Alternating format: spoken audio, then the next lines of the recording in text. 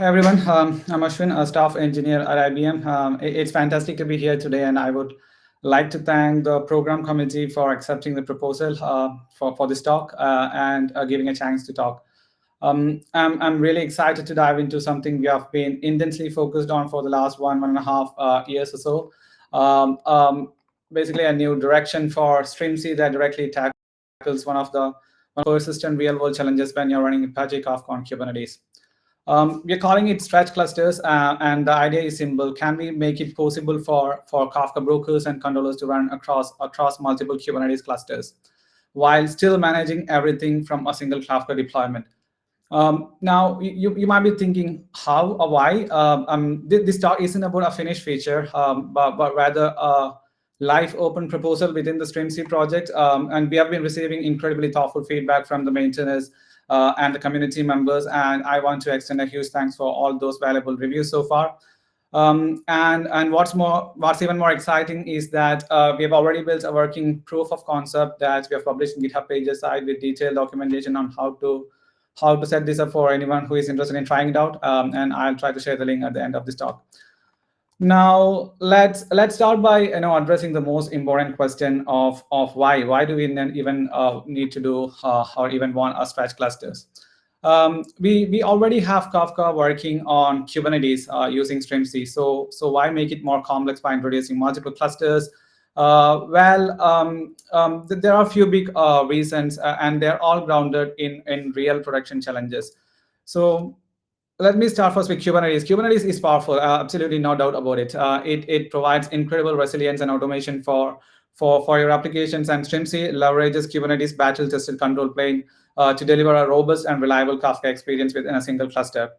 We absolutely rely on Kubernetes for managing our Kafka deployments. However, even with the inherent reliability of Kubernetes, any single bounded environment has its limitation when it comes to extreme availability requirements. But when we talk about enterprise grade mission critical Kafka, we are often looking at scenarios where we need to tolerate risk that extends beyond the boundaries of a single Kubernetes cluster, and that might include things like cloud provider issues or regional outages. Um, yeah, truly, they're rare, but they do happen and can impact an entire Kubernetes region or availability zone. Or things like major cluster level events such as a large scale cluster updates or reboots, or even unforeseen resource exhaustion impacting an entire Kubernetes cluster. And unfortunately, there can be things like human error that can sometimes impact an entire cluster, even a well-managed one.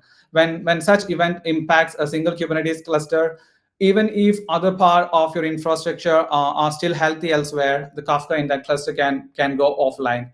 And with a stretch cluster, your brokers and controllers are strategically spread across multiple Kubernetes clusters. So even if one cluster become unavailable due to any of the broader concerns we have discussed before, the remaining broker can still maintain quorum and keep Kafka running, which is crucial for application that demands continuous uptime without any client downtime. And this isn't about Kubernetes being unreliable, but it's about pushing the boundaries of Kafka's availability beyond a single operational domain. Let's move to our second biggest why for stretch cluster, which is seamless migration and modernization. This is a reality for so many organizations today. You might be in the middle of a major digital transformation, perhaps moving your core infrastructure from your own data centers, that's your on-prem setup, into a cloud environment, or maybe you're even shifting from one cloud provider to another to optimize cost or gain some new capabilities in that cloud. These migrations are often huge, complex projects, right? Think about your Kafka cluster in that scenarios. Historically, moving a critical Kafka cluster from one end to another often meant painful, high-risk lift and shift. You'd essentially have to tear down your old cluster, bring up a new one, then migrate your existing applications and data. That often incurs downtime, and to be honest, it's really a huge operational headache. But what if there is a better way? Imagine if you could gracefully extend your existing Kafka cluster into a new environment. You could start add brokers and controller port directly into your new Kubernetes cluster. then perhaps you can do this in a different cloud altogether, while the old ones are still running and serving client traffic. Then over time, you could gradually shift your workloads, your producers and consumers, to these new brokers, and then eventually retire the old ones, all without interrupting your Kafka service. And that's precisely what a stretch cluster enables, right? It acts as a seamless bridge across your infrastructure. It allows you to undertake a massive migration with zero downtime, completely avoiding those high risk lift and shift operations. It's about providing a much safer, more controlled path to modernization. Now, at this point, a very valid question often comes up: Can we already achieve some of this with Mirror Maker 2? And that's a great question, to be honest. Mirror Maker 2 is an incredibly valuable battle-tested tool. Again, no doubt about it. That widely used for replicating topics between distinct Kafka clusters. It excels when your goal is to keep two clusters loosely synchronized. Say, for example, disaster recovery use cases where a little data latency is acceptable, or for specific data locality use cases. For example, you need a copy of data in another region for local analytics or something like that. But let's be absolutely clear that Mirror Maker 2 operates at the application layer. It's about data replication between separate Kafka clusters. And it fundamentally doesn't give you a single unified cluster in a way that stretch clusters do. With Mirror Maker 2, you still have two independent set of KROF controllers, two distinct Kafka namespaces, and your client still need to know which Kafka cluster they are talking to. And operators end up managing two separate deployments, consistently monitoring for replication lag and orchestrating failovers manually, etc., etc. And in contrast, a stretch cluster provides a one logical Kafka cluster transparently spread across the Kubernetes boundaries. For your application, it just looks like one huge Kafka cluster, and your client doesn't have to care where the brokers live. They can connect using the single logical endpoint. And for the Kafka operators, it's about managing a single Kafka custom resource, defining a truly distributed cohesive Kafka cluster. And this kind of eliminates the complexities of separate deployments, manual topic replication, lag monitoring, and cumbersome failover that comes with Mirror Maker 2 for this type of a problem. So while Mirror Maker 2 is an excellent tool for specific patterns, especially when you truly want decoupled clusters, then Mirror Maker 2 is the go-to option. But if you want, if you need is seamless migration, zero downtime migration, or truly shared high availability across failure domains with synchronous replication, then a stretch cluster is far more integrated and powerful solution. It addresses a different class of problems altogether. And this leads us directly to our third key justification, which is multi-cloud and hybrid deployments. So in today's complex enterprise landscape, it's increasingly common that organizations to operate across diverse environments. For example, for regulations and data sovereignty or laws, or even strategic business decisions might dictate that certain Kafka workloads remain on premises, perhaps in your secure data centers, or for compliance and performance reasons. Yet other part of your business needs something like agility, elasticity, and extensive managed service offered by a public cloud. So how do you reconcile these needs? A traditional single Kafka cluster forces a choice, but a stretch cluster fundamentally changes this. It allows Kafka to operate as a single unified entity across these disparate environments, seamlessly bridging your on-premises infrastructure with your cloud deployments, or even connecting Kafka across multiple cloud providers. And this unlocks a level of architectural flexibility and operational agility that traditional single cluster model just can't provide. All right. Okay. Now let's talk about why Kubernetes is still the right place for Kafka. Now, before we dive deeper, it's worth quickly stating why we are even doing this in Kubernetes. Kafka traditionally has been a very heavy stateful system, but with cloud native shift, we are seeing more and more teams choosing to run Kafka on Kubernetes, and that makes a lot of sense, right? You get the consistency, the same APIs, the same tooling, the same automation, whether you're on premises or cloud. And Kubernetes gives you self-healing, auto-scaling, and rolling updates out of the box. And when you add Strimzi, managing Kafka become declarative, version controlled, and much easier to integrate with your existing CI/CD pipelines. And Kubernetes becomes your unified orchestration platform, and Strimzi make Kafka feel native to that world. Now, now that we have talked about why stretch clusters are important, now let's get into the how. This is where we talk about technical pieces that makes this vision a reality. Our proposal is built around a few key steps that leverages existing Kubernetes concepts. The fundamental idea is to make Kubernetes aware of multiple clusters, multiple Kubernetes cluster, and then teach Strimzi how to manage Kafka across them. So the first crucial step is to get all your Kafka clusters talking to each other under their place in a larger cluster set. So this is where Kubernetes multi-cluster services, or MCS, comes into play. Um, think of MCS as a standard way for services in one Kubernetes cluster to be discovered and accessed by ports in another cluster, even if they are in different locations. So it's a key part of how we enable stretch cluster communication, at least for the prototyping phase. And every Kubernetes cluster that is part of our stretch cluster setup needs a unique identifier like a cluster ID. There's a standard Kubernetes enhancement proposal, KEP 2149, which is something like KEEP for Kafka, that defines an abort API for this, giving us properties like cluster.clusterset.k8s.io for unique cluster ID, and clusterset.k8s.io for overall group of clusters.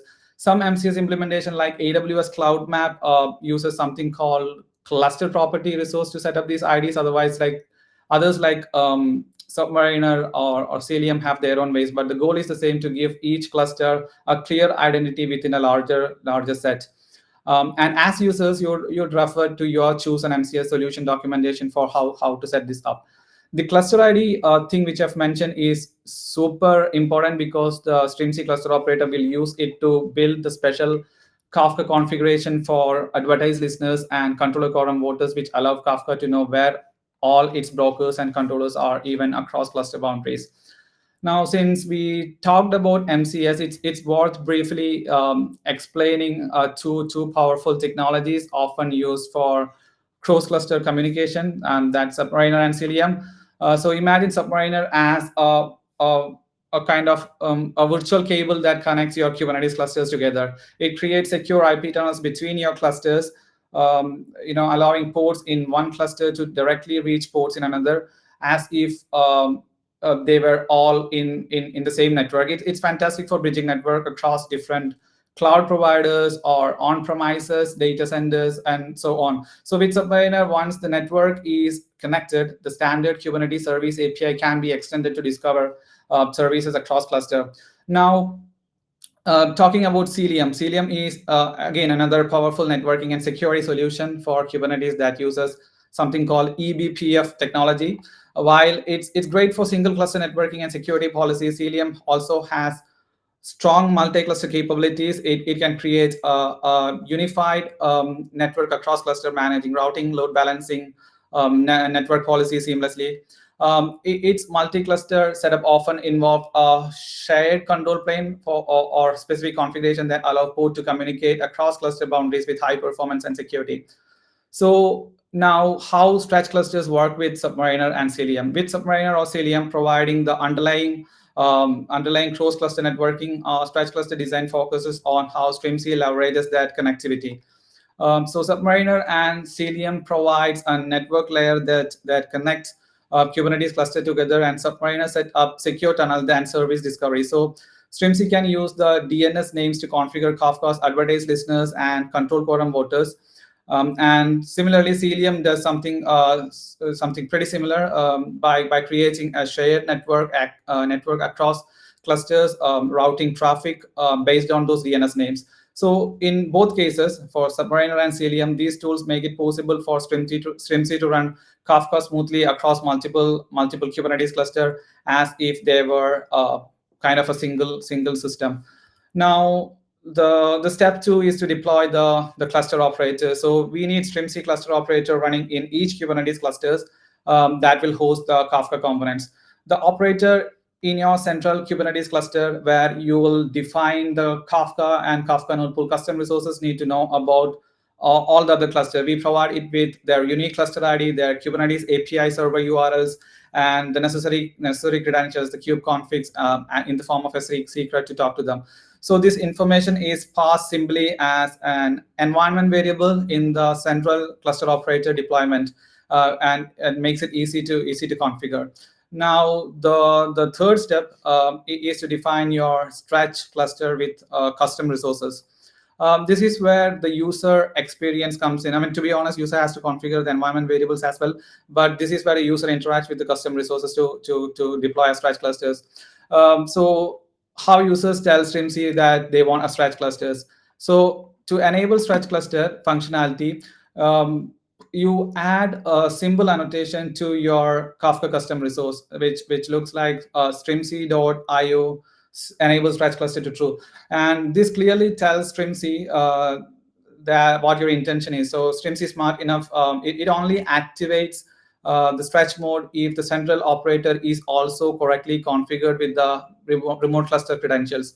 So if anything is missing or misconfigured, it will fail loudly and clearly, preventing unintended deployments. And the good news is this approach means no changes are needed to the Kafka custom resource definition itself, and you can even run both a stretch and a non-stretch Kafka cluster with the same cluster operator instance.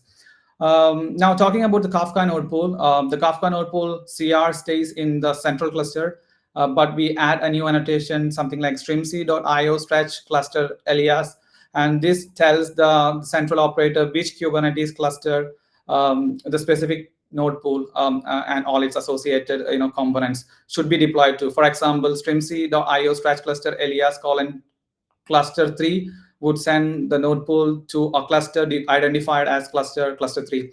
The operator then creates all the necessary Kubernetes resources for that node pool, the Strimzi port set, services, config map secrets, what else, persistent volume claim for the storage, and so on, directly in that specified remote cluster. And the Kafka node pool itself, however, remains in your central control plane, or the central Kubernetes cluster. And this design ensures that your entire stretch cluster identification resides in a single place, and that is your central Kubernetes cluster, making management much simpler.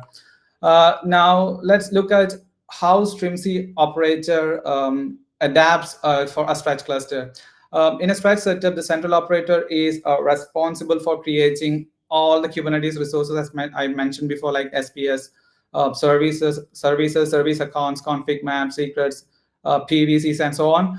Not just for the central cluster, but also for the remote clusters, based on the annotations in the Kafka node pool. And this means the central operator acts as a single source of truth and orchestration point, and the remote operators then picks up and reconcile only the Strimzi ports resources destined for their specific clusters. And we have some active conversations around this, whether the remote cluster should only reconcile SPS or not. But yeah, that's an open discussion out there in the proposal. And for Kafka brokers and controllers to communicate across cluster, their network configurations need to be adjusted. In a single cluster, the Kafka ports uses the internal Kubernetes DNS name, but for stretch clusters, the advertised listeners and the controller quorum voters property need to use the special multi-cluster DNS names provided by the respective MCS implementation. And the Kubernetes MCS standard specifically, if I remember correctly, it is KEP 1645 that defines a standard format. So our operator sets the Kafka listener to something like broker port name dot stretch cluster alias, then the broker service name followed by namespace.svc.clusterset.local. This svc.clusterset.local suffix is vital because it tells DNS resolver that this is a multi-cluster service, allowing them to correctly route traffic across Kubernetes cluster. And this change is only applied when stretch cluster mode is enabled. A regular single cluster deployment remains unchanged. Now, talking about security is paramount. When Kafka brokers and controllers talk across Kubernetes cluster, they should do so securely over TLS. And to make sure that this works flawlessly, especially with with things like hostname verification, the operator generates a TLS certificate with additional subject alternative names, entries in the broker or controller ports. And these new SANs include the .cluster set .local based DNS names, and this ensure that broker running in cluster A can securely verify the identity of a broker running in cluster B when they communicate without manual certificate gymnastics for the user. And finally, the status of the Kafka custom resource will be updated to reflect the multi-cluster nature. For external listeners, you will see bootstrap addresses for each kube cluster that's involved in the stretch cluster setup, which will give an overview of your distributed Kafka cluster. And the Kafka node pool status will also indicate if a target cluster become unavailable, providing an immediate fallback to any issues. This is a high-level architecture of stretch cluster. I'm not going to go deep into this due to the time constraint, but I believe I've covered most of it already. Now, I guess I have time, so I'll try to show a quick demo. So I've got three Kubernetes cluster here. STR4, STR5, and STR6. So this stands for stretch. Now I have installed and set up Submariner in all the three Kubernetes cluster. It's pretty simple to do. I'll quickly run some commands to verify that the installation is fine. So I'm running a subctl show connection, which will show the connections to the other cluster. For example, I'm running it from the central cluster. You can see that STR5 and STR6 are connected. So this is remote cluster 1 and this is remote cluster 2, and STR4 is the central cluster in this case. Now I'll repeat the same for other two clusters as well.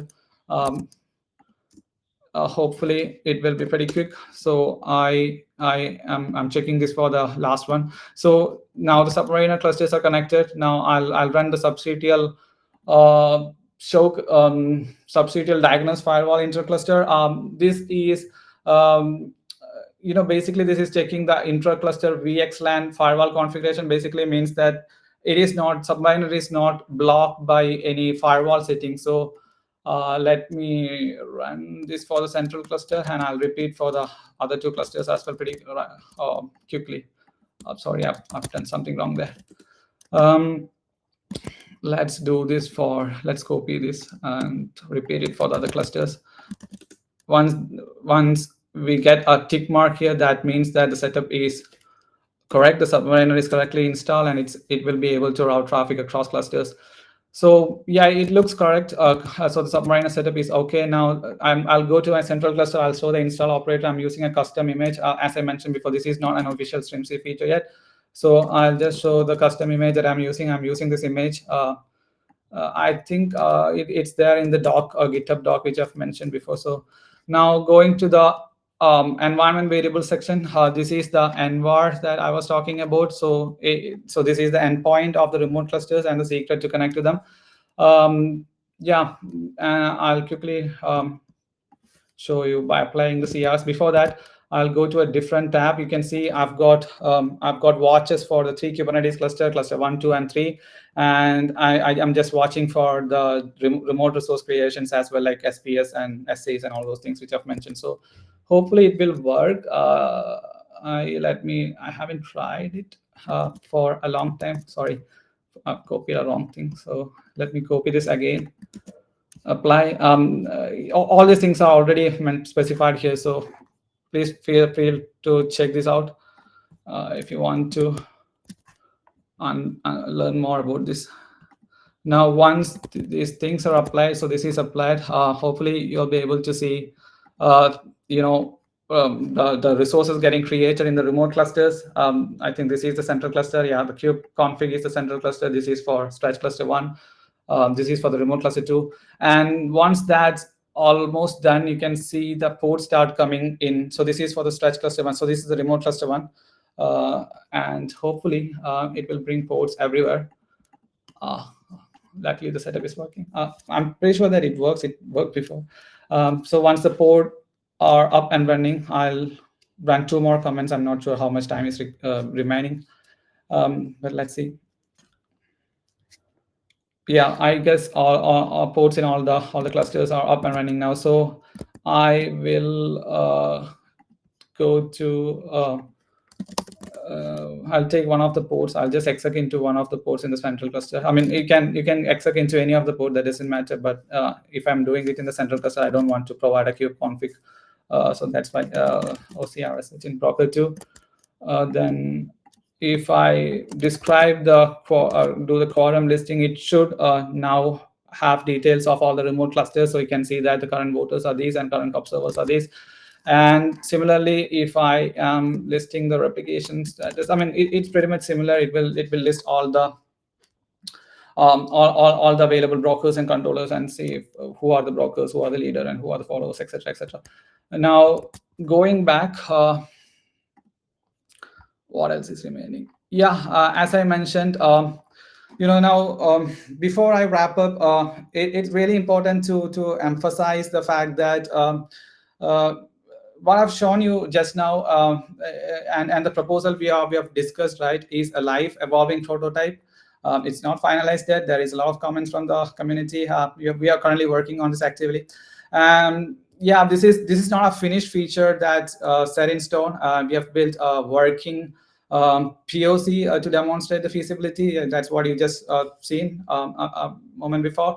And the proposal is still actively being refined with the feedback from the Strimzi maintainers and with the wider community.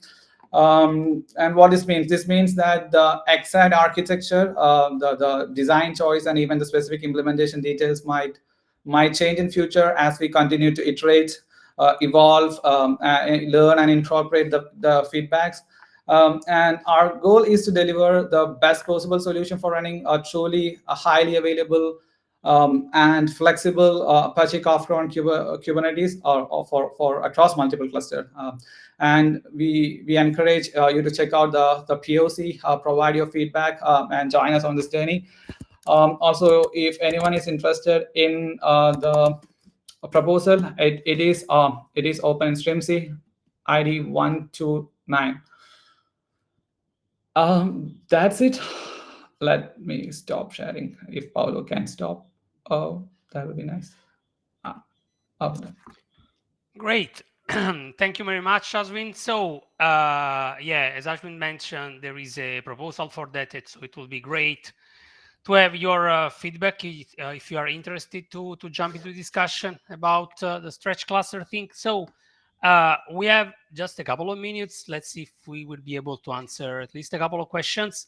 We have actually 3 questions from Fred. So the first one is in maintenance or unplanned issues, do you migrate brokers controllers between sites when nodes are down?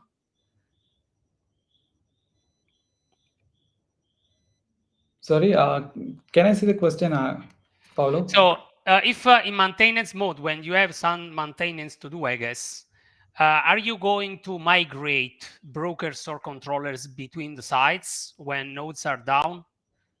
So migrating the brokers and controllers across the several Kubernetes clusters that you have, I guess, when some nodes are down in the Kubernetes clusters.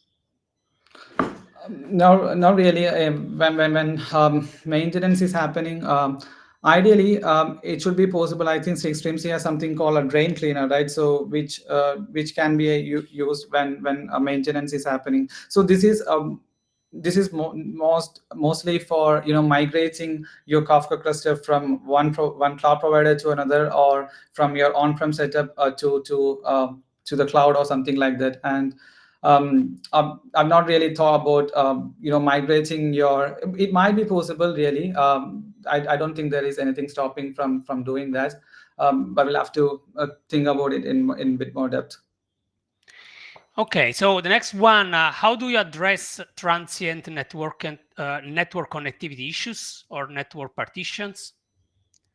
I'm not clear with the question. What does that mean? Is the question asking about what happens if the network connectivity with the Kubernetes cluster is broken for some reason? Yeah, I guess if there is any specific handling about that, if it's happening. No, the expectation is that these networking technologies are proven. For example, CDM is G8 or CNCF graduated projects, and is also evolving. So if there is any specific networking failure that happens, then The idea is that the remaining the brokers and controllers, which is already not affected by the network failure, right? They can continue the Kafka quorum and continue serving clients. But if the network is completely down, then no no one can help. I mean, it's the same case with the single Kubernetes clusters as well, right? And yeah, I guess slightly related to the previous question, it was asking, have you found there to be a physical limit to the distance you can reliably maintain quorum for the cluster, such that you don't often have blips in stability? For example, can you have brokers in Europe, US, APAC, or should you keep things within the same continent due to latency? Yeah, I mean, as we all know that Kafka is sensitive to latency, so it will be challenging to spread our brokers and controllers across distinct continents. Why? Because it all depends on the connectivity, and Kafka is inherently sensitive to latency. So we are working towards finding a maximum acceptable latency, the maximum acceptable level of tolerance. But that's yet to be experimented, to be honest. Asking about whether we can spread brokers and controllers across continents, I'm not pretty sure whether Kafka supports this. It should be something that should happen to the in the Kafka itself, not in Strimzi, if I'm correct. Yeah. Okay, so yeah, thank you. We are running out of time, and thank you very much, Aswin, for joining and for presenting this. Again, there is a proposal for the people who are interested to know more about the stretch cluster ideas. It's in the Strimzi proposal repo, so please provide your feedback and see how much this is going to be useful to the community or not.